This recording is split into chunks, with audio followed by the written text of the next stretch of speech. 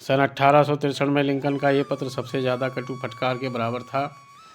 मेरे प्रिय जनरल, मुझे नहीं लगता तुम लीग के बच जाने में छुपे नुकसान को समझ सकते हो। वह हमारी पकड़ में था और हम उस पर हमला करने से हम युद्ध को ख़त्म कर सकते थे। अब तो पता नहीं युद्ध कितना लंबा चलेगा। अगर बीते सोमवार को तुम ली पर हमला नहीं कर सके तो तुम नाफी के दक्षिण में कैसे हमला करोगे?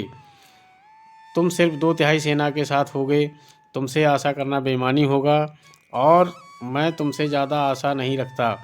तुम्हारा सुनहरा मौका जा चुका है और मैं इस वजह से काफ़ी दुखी हूँ। आपको क्या लगता है मीडे ने ये पत्र पढ़ने के बाद क्या किया? मीडे ने कभी ये पत्र नहीं पढ़ा। लिंकन ने कभी इसे नहीं भेजा। ये पत्र उनकी मृत्यु के बाद उनके कागजों में पाया गया।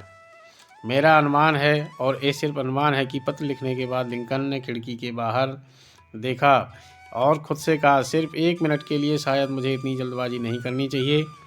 मेरे लिए व्हाइट हाउस की शांति में बैठकर मीडे को हमला करने का आदेश देना आसान है, पर अगर गेटिसबर्ग में होता तो मैं उतना खून खराबा देखा होता जितना मीडे ने पिछले सप्ताह देखा है। मेरे कान के पर्दे घायल और मरते लोगों की चीख पुकार से फट गए होते। तब शायद मैं हमले के लिए उतना उत्सुक नहीं होता। अगर मेरे पास मीडे जैसा दब्बू स्वभाव होता तो मैं शायद वही करता जो उसने किया। खैर, अब पानी पुल से नीचे उतर चुका है।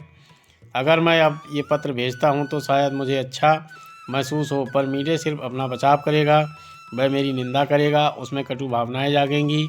वह सेनापति के रूप में अपनी सारी काबिलियत बर्बाद कर लेगा और सेना छोड़ देगा। इसीलिए जैसा मैंने कहा, लिंकन ने पत्र अलग रख दिया, क्योंकि उन्होंने अपने कड़वे अनुभव से सीखा था कि तीखी आलोचना और निंदा से कोई लाभ नहीं होता। थियोडोर रूजवेल्ट ने कहा कि प्रेसिडेंट होने के दौरान जब वे किसी समस्या में उलझते थे तो वे आराम से बैठ जाते, व्हाइट हाउस में अपनी डेस्क के पास लिंकन की टंगी बड़ी सी तस्वीर को देखते थे और ख़ुद से पूछते थे, अगर लिंकन मेरी जगह होते तो क्या करते?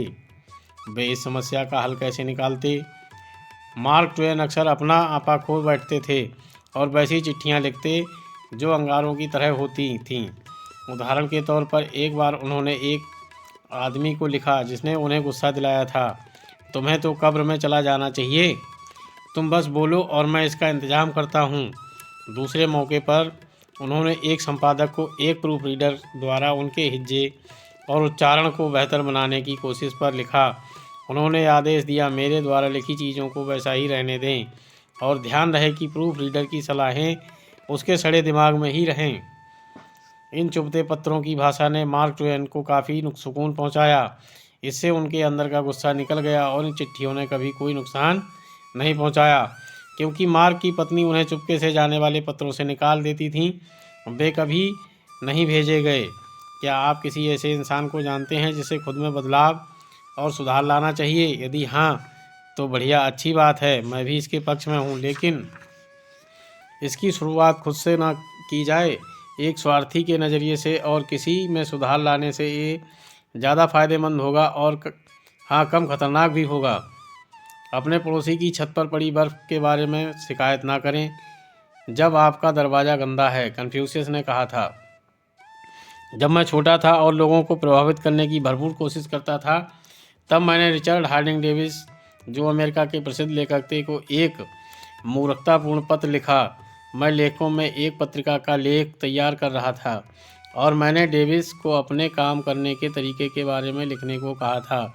कुछ सप्ताह बाद मुझे किसी एक का पत्र मिला जिसके नीचे लिखा था, बोलकर लिखवाया गया पर पढ़ा नहीं गया।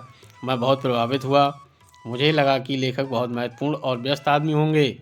हालांकि मैं बिल्कुल भी व्यस्त नहीं था, पर रिचर्ड हार्डिंग डेविस पर प्रभाव जमाना चाहता था। इसलिए मैंने भी अपना छोटा सा नोट लिखकर ख़त्म किया, बोल कर लिखवाया गया पर पढ़ा नहीं गया। उन्होंने कभी जवाब देने की ज़रूरत नहीं समझी। उन्होंने इसे लौटा दिया और उसके नीचे लिखा था, तुम्हारी बुरी आदतें सिर्फ तुम्हारी बुरी आदतों से ही बढ़ती हैं। सच में मैंने गलती की थी और शायद मैं इस उल्हाने का अधिकारी था, पर इंसान होने के कारण मुझे बुरा लगा। मुझे इतना बुरा लगा कि जब मैंने रिचर्ड हार्डिंग डेविस के निधन के बारे में पढ़ा तो मेरे मन में सिर्फ एक विचार आया। मुझे ये बताने में तेज़ शर्म आती है, और वह विचार उस चोट के बारे में था जो मुझे लगी थी। अगर मैं आप कल ऐसी कटुता पैदा करना चाहें जो दशकों तक हमारी मृत्यु के बाद भी जिंदा रहे, तो बस थोड़ी सी चुभने वाली आलोचना कर दें। इससे फ़र्क नहीं पड़ता कि वह कितनी सही है। लोगों के साथ बर्ताव करते समय याद रहे कि हम तर्क से भरे लोगों से व्यवहार नहीं कर रहे, हम भावनाओं से भरे लोगों के साथ व्यवहार कर रहे हैं। वैसे जो लोग पूर्वाग्रह से भरे हैं और गर्व अभिमान से प्रेरित हैं, आलोचना के कारण संवेदनशील थॉमस हार्डी, अंग्रेजी साहित्य को समृद्ध करने वाले सबसे महान उपन्यासकारों में से एक ने गल्प कथा लिखना हमेशा के लिए बंद कर दिया। आलोचना के कारण अंग्रेजी के कवि टॉमस चॉर्टन ने आत्महत्या कर ली। बेंजामिन फ्रैंकलिन युवावस्था में समझदार नहीं थे, लेकिन आगे चलकर लोगों से बर्ताव में इतने चतुर हो गए कि उन्होंने फ्रांस में अमेरिका का राजदूत बनाया गया। क्या है उनकी सफलता का राज? मैं किसी के बारे में बुरा नहीं बोलूँगा, उन्होंने कहा, और हर इंसान के बारे में जो भी अच्छा जानता हूँ बोलूँगा। कोई भी मूर्ख आलोचना और निंदा की शिकायत कर सकता है, पर सभी मूर्ख ऐसा करते हैं। पर समझने और माफ़ करने के लिए चरित्र और आत्मनियंत्रण की ज़रूरत होती है। कार्लाइल ने कहा, एक महान इंसान अपनी महानता खुद से छोटे लोगों पर से बर्ताव में दिखाता है। एक प्रसिद्ध पायलट और एयर शो में अक्सर प्रदर्शन दिखाने वाले बॉब हूवर सान डिएगो में एक एयर शो से वापस लॉस एंजिल्स अपने घर लौट रहे थे। फ्लाइट ऑपरेशन नाम की पत्रिका में दी गई जानकारी के अनुसार अचानक 300 फीट की ऊंचाई पर हवा में उनके दोनों इंजनों ने काम करना बंद कर दिया। किसी तरह अपनी कुशलता दिखाते हुए उन्होंने अपना प्लेन ज़मीन पर उतारा, जो बुरी तरह बर्बाद हो गया था, पर किसी की भी मृत्यु नहीं हुई थी। आपातकालीन उतार के बाद हूवर ने सबसे पहले अपने एयरप्लेन का इंजन चेक किया। जैसा कि उनका अनुमान था, उनके द्वारा उड़ाए जाने वाला विश्व युद्ध 2 के प्रोपेलर प्लेन में गैसोलीन के बदले जेट ईंधन भरा गया था। एयरपोर्ट पहुंचने के बाद उन्होंने अपने एयरप्लेन की सर्विसिंग करने वाले मैकेनिक के बारे में पूछताछ की। वह अपनी गलती के दुख से परेशान था। हूवर के पहुंचते ही उसकी आंखों से आंसू टपक पड़े।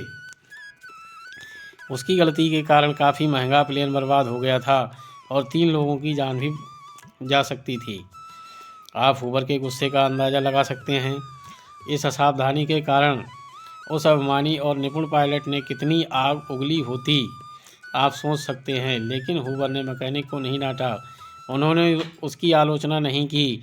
उन्होंने अपनी बड़ी बाहें उसके कंधे पर रखीं और कहा, मैं ये दिखाना चाहता हूँ कि तुम गलती दोबारा नहीं करोगे।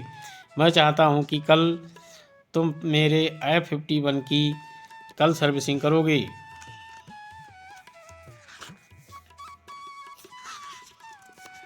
अक्सर माता पिता अपने बच्चों की आलोचना करना चाहते हैं।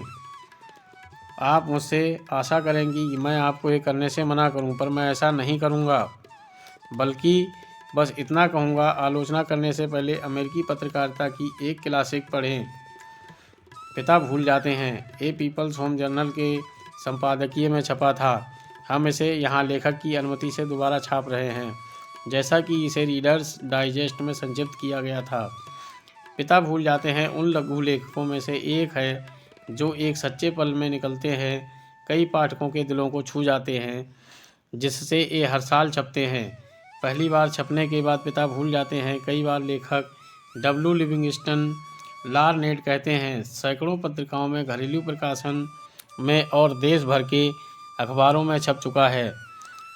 ये इसी तरह कई विदेशी भाषाओं में भी कई बार छप चुका है। मैंने इसे ऐसे हज़ारों लोगों को अनुमति दी है जो इसे स्कूल, चर्च और लेक्चर प्लेटफॉर्म में पढ़ाना चाहते थे।